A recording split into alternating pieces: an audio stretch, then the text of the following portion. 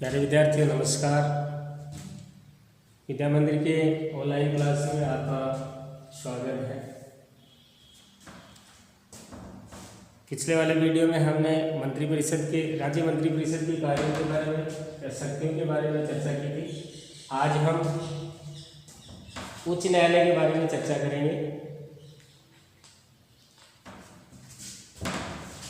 तो देखो, जिस प्रकार से केंद्र में सर्वोच्च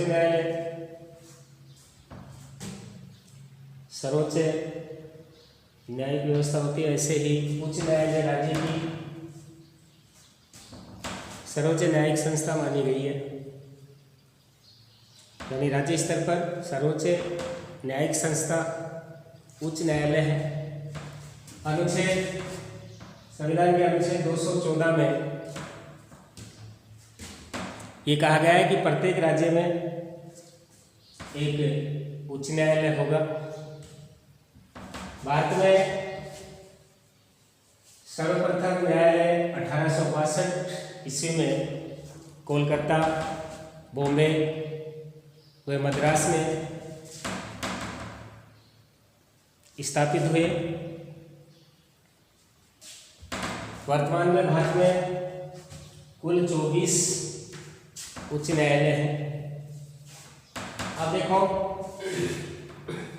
अब हम इसमें उच्च न्यायालय के गठन के बारे में चर्चा करेंगे। तो संविधान के अनुच्छेद 216 में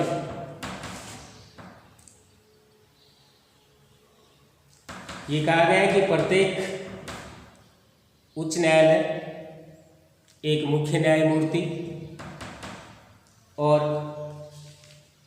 ऐसे अन्य न्यायाधीशों से मिलकर बनेगा, जिसको राष्ट्रपति समय समय पर नियुक्ति करना आवश्यक समझे।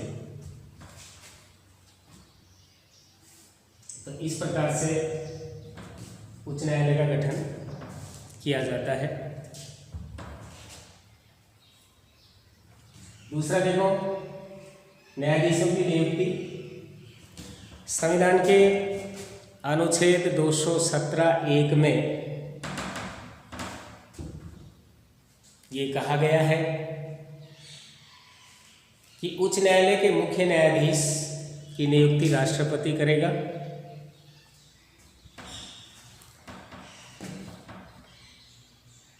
राष्ट्रपति उच्च न्यायालय के मुख्य न्यायाधीश की नियुक्ति उच्चतम न्यायालय के मुख्य न्यायाधीश,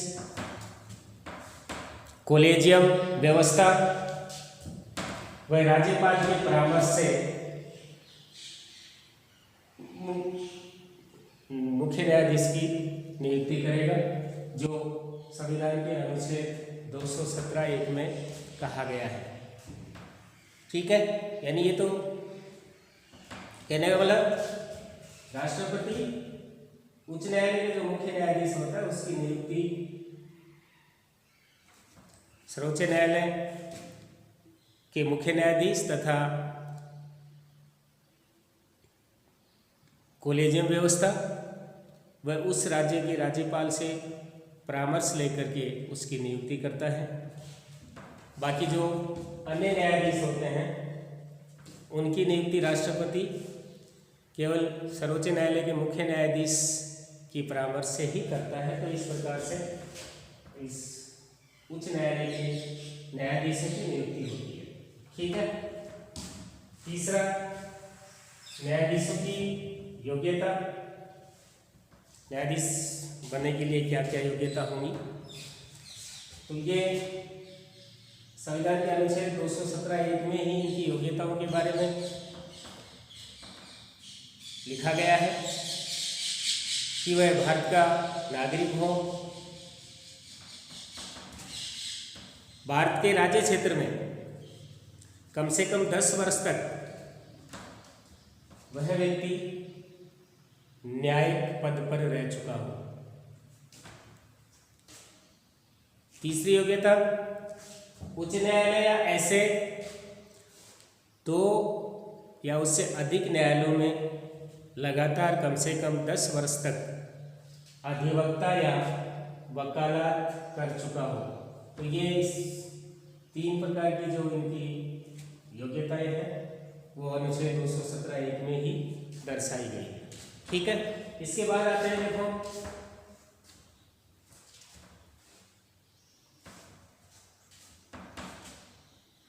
न्यायाधीशों द्वारा शपथ ग्रहण करना। न्यायाधीशों द्वारा शपथ ग्रहण करना, ये न्यायाधीशों की जो शपथ है ये संविधान के अनुच्छेद 219 में दर्शाया गया है। और इसमें उच्च न्यायालय का जो न्यायाधीश है वो राज्य के राज्यपाल या उसके द्वारा कोई व्यक्ति नियुक्त किया जाता है, उनके समक्ष ये न्यायाधीश शपथ लेते हैं।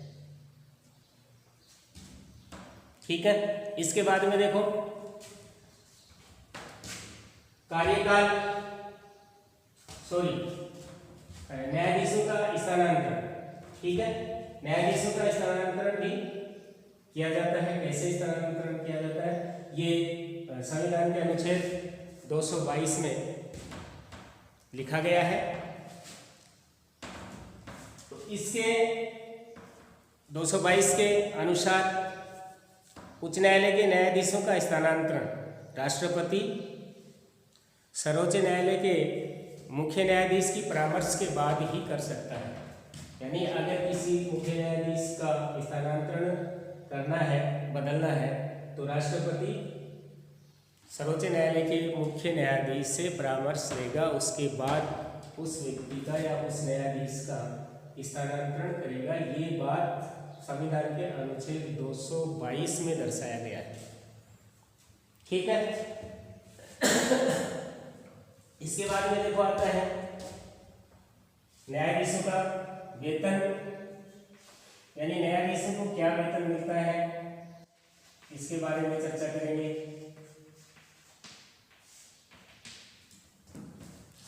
ठीक है, तो न्यायाधीशों को वेतन संविधान के अनुच्छेद 221 में दर्शाया गया है।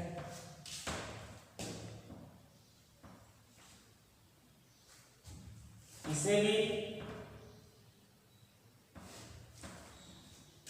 न्यायाधीशों को जो वेतन है वो संसद विधि के द्वारा तय किया जाता है।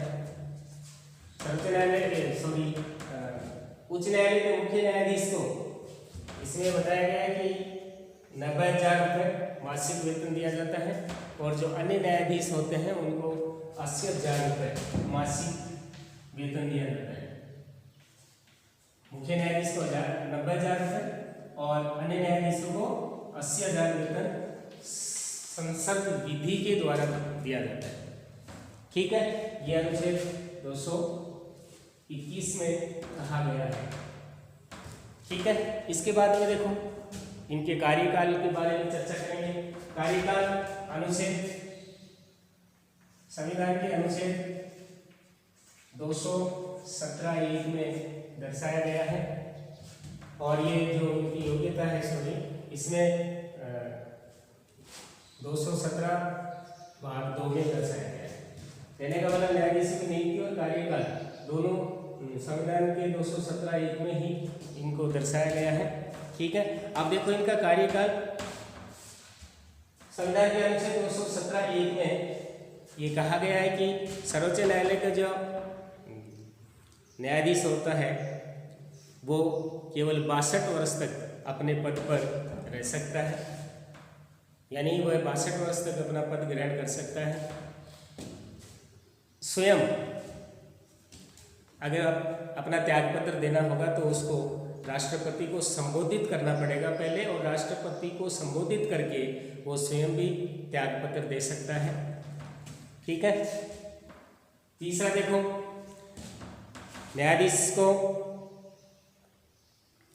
संसद के दोनों सदनों के 2/3 बहुमत से प्रस्ताव पारित करके राष्ट्रपति के आदेश द्वारा हटाया भी जा सकता है। तो ये इनका कार्यकाल होता है। ठीक है, अब देखो 8वां पॉइंट हम पढ़ेंगे उच्च न्यायालय की स्वतंत्रता।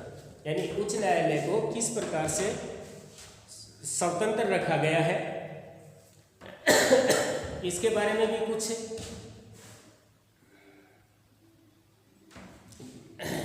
व्यवस्था की गई है। तो पहली व्यवस्था देखो,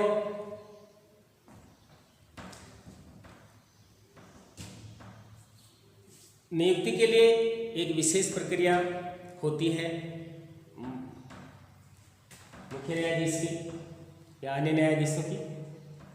उच्च न्यायालय का जो गठन है या उनको किस प्रकार से स्वतंत्र रखा गया है, तो इसमें सबसे पहला तो देखो नियुक्ति के लिए एक विशेष प्रक्रिया रखी गई है कि इनकी नियुक्ति राष्ट्रपति करेगा। ठीक है, राष्ट्रपति सर्वोच्च न्यायालय को उच्चतम जो मुख्य न्यायाधीश होता है उच्चतम न्यायालय का, उससे परामर्श लेगा।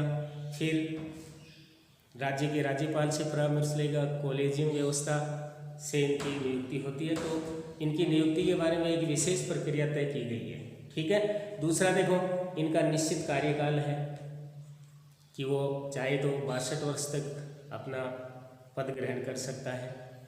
ठीक है, इसके अलावा तीसरा देखो, संसद में न्यायाधीशों के आचरण पर महाभियोग के अलावा कोई भी चर्चा नहीं की जा सकती है।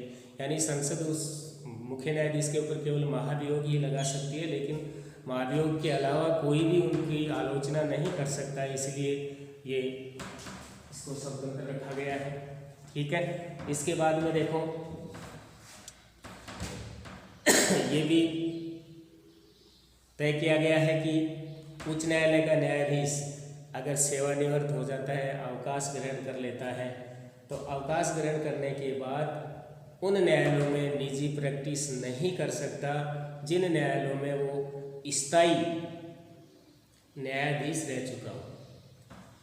ठीक है, अगला देखो कार्यपालिका से पृथक्करण, यानी इनको कार्यपालिका से अलग रखा गया है और इस विचार से इनको उच्च न्यायालय को स्वतंत्रता दी गई है।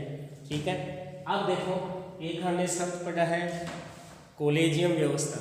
ठीक है, तो कॉलेजियम व्यवस्था क्या होती है? वर्तमान में जो मुख्य न्यायाधीश होता है उसकी जो नियुक्ति होती है वो कॉलेजियम व्यवस्था के द्वारा होती है। तो ये कॉलेजियम व्यवस्था क्या है इसके बारे में मैं आपको बता रहा हूँ। कॉलेजियम व्यवस्था में देखो सर्वोच्च न्यायालय का एक मुख्य न्यायाधीश होता है, 4 वरिष्ठतम न्यायाधीश होते हैं। तो इन का एक समूह होता है और ये समूह राष्ट्रपति को नाम तय करके एक सूची देते हैं और राष्ट्रपति उस सूची में से ही मुख्य न्यायाधीश की नियुक्ति करता है।